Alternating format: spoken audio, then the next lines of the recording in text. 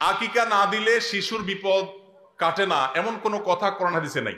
তবে আকিকা দেওয়া এটা গুরুত্বপূর্ণ একটা আমল।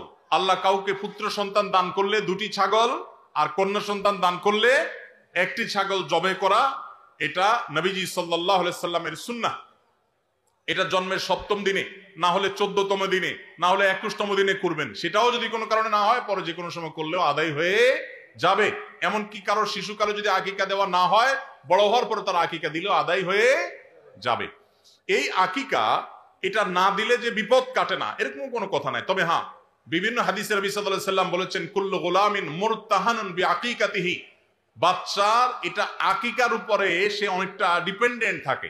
এই হাদিসের ব্যাখ্যা অনেক মুহাদ্দিসরা বলেছেন, আকিকা না দিলে, আকিকা দেওয়ার ফলে সে বিভিন্ন ক্ষয়ক্ষতি থেকে বেঁচে থাকতো। অনেকে বলেছেন শয়তানের কুমন্ত্রণা থেকে বেঁচে থাকে আকিকার মাধ্যমে, এটা থেকে সে আর বাঁচতে পারে না, ওই ক্ষতি তাকে স্পর্শ করার সম্ভাবনা থাকে।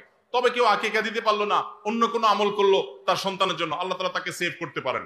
এমন কোনো কথা নাই যে আকিকা না দিলেই তার সন্তানের বিপদ কাটবে না। তবে আকিকা দেওয়া উচিত, এর মাধ্যমে সন্তান নানাভাবে উপকৃত হয়, নানাভাবে সেভ থাকে, নিরাপদে থাকে। আল্লাহ আমাদের যাদের সামর্থ্য দিচ্ছে তাদেরকে আমল করার তৌফিক